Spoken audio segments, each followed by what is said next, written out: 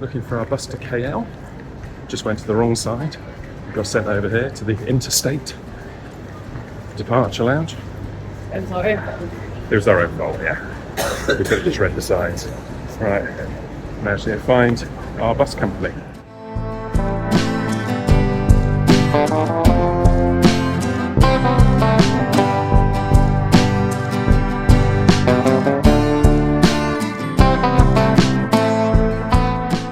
Okay, so our coach didn't take us to the middle of KL like we thought it was. It's taken us to a bus station 12 kilometres out, so I think we have to get a train into the middle now. So everyone's gone this way, so we'll have a look and see if we can find a train.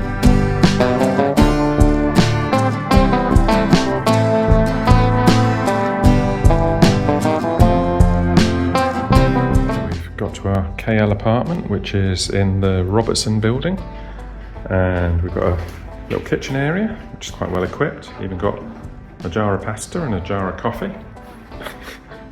And then we've got a little lounge area with another bed. And our daughter is joining us next week, so we needed somewhere with a couple of beds. And we've got a nice little balcony there. And when you go out and sit on the balcony, you can see the Twin Towers, so nice position. And the KL Tower there, so quite a nice position. Got a TV that's got a good channel on it. And you come through to the main bedroom and it's got a couple of bunk beds as well as the main bed. And then, for when I'm snoring, apparently. And then you've got a bathroom which is nicely done as well. So it was, we actually managed to dump our bags in the room, but it was before it'd been cleaned, and people here last time had left it in a right state, so they have done a really good job cleaning it up quickly. So we sat by the pool for a couple of hours while they cleaned it up, and yeah, off out for dinner. Yeah, it was all good apart from the top pool isn't open. Yes, that's the only downside, is the rooftop pool is empty, which is a bit disappointing, but there is another pool that's really nice as well. Apart from the fact it had a lot of screaming kids in by the time we left, which is probably why we left.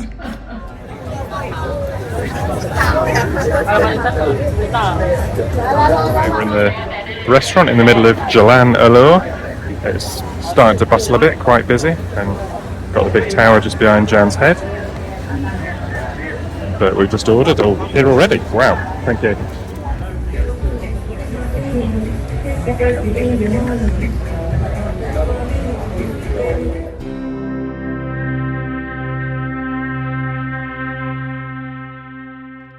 We're looking forward to our first breakfast on the balcony, first apartment with a balcony, and a view of the KL Towers, which have now disappeared in the rain. You can still see the other tower, and it looks like there's, well, I think that's the way it's going, because we had some nice weather earlier, but looking at the forecast, I think we're going to have a couple of hours of this, and then hopefully it'll be nice again this afternoon. So a slow breakfast, I think.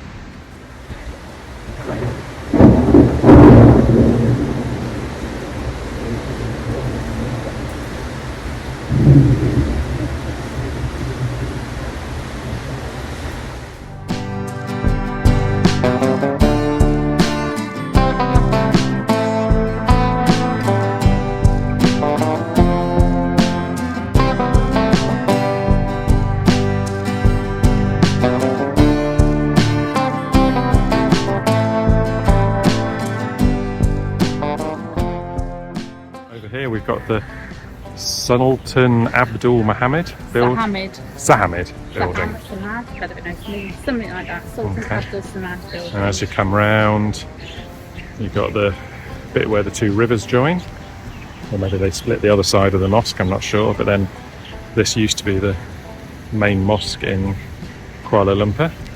And what's the name of this one? The Sultan Abdul Samad Jamek Mosque. There you go. So we're going to go and have a little look at that. There's a little bridge there, and we think at night this is where there's a water and fountain show. Oh, look, there's a big water monitor on the side. And as you can see the Petronas towers through there. Yeah, And you're I was focusing on the water monitor. Yeah, if I zoom back out, you can just see the tops of the Petronas towers there as well. Really lovely art. Oh yeah, there's street art. Yeah, not a bad little spot. So we might come back here at night and see if it is a watershed, and the water monitor's off for a swim. So we're going to jump in. He's walking alright. He's walking a bit early. Right, it's a bit tentative. You're thinking, do I really want to go for a swim? No, it doesn't look very appealing. I'm not sure you do, mate. Right, I'm going to give up on you. You've got 3, 2, 1. Giving up on you.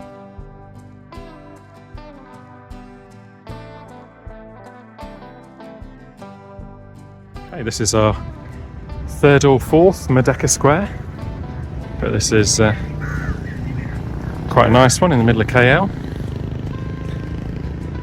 Lots of nice buildings round about. Nice big green area in the middle, which they all seem to have. And it looks like they're setting up for something's going to be going on here later. So again, another place we might have to come back to later. Could be a lot of backtracking, I think. There should be a fountain somewhere. I wonder what was that on. It's got a big thing. This has not got a big thing in the middle of it. It's got a big thing. Built in 1897 and spanned across 137.2 m, Sultan Abdul Samad is the most prominent building right opposite the Batu. The 41 m high clock tower, arched colonnades, and copper domes are of the Mughal style. So as you go around, there's lots of information boards, and they have little QR codes you can scan, and that'll give you the little clips like you just heard there, so you can get a little bit of information about what you're seeing, which is quite handy. So there's the flagpole there. The bit opposite, Callum's favourite, the post office building. If you didn't know, we used to work for Royal Mail. And then over the side, you've got the Sultan Ahmed building, followed by the Petronas, peeping through the cricket field, and then the Selangor Cricket Club over there. We've just walked around, and there were some people having drinks there, which looked very civilised. A nice thing to do, I reckon. We found Jan's Victoria fountain. See, I was right. But it wasn't worth it. It's a bit pathetic. It's more of a dribble. Is it an insult to Queen Victoria? Well, I don't know. And then you got this cascading over here just to make it seem even worse. The Botanical Gardens in KL, and lots of things you're not allowed to do. The usual: smoking, swimming, littering, no fishing, no dogs, no kissing, no picking the plants, no digging, no using a shovel or a fork. There you go.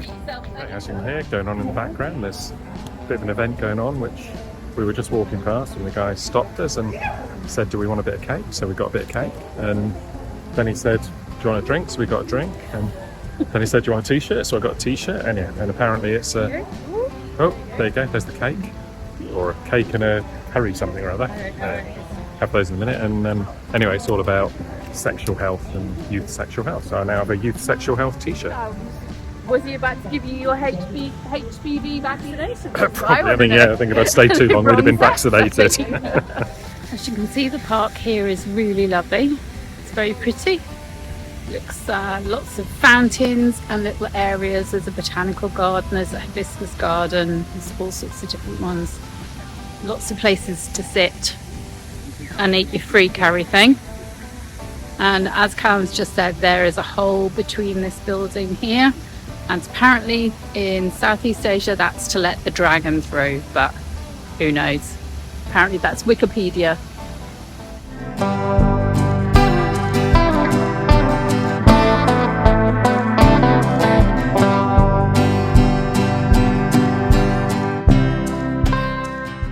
Come to the top of the hill at the Botanical Gardens to look at the hibiscus garden, which I was assured would be really good, and that fake hibiscus is the best one we've seen so far. There are lots of little fountains, and it's a nice walk up here. And there's one plant here with some flowers on it. There you go. Hibiscus does exist.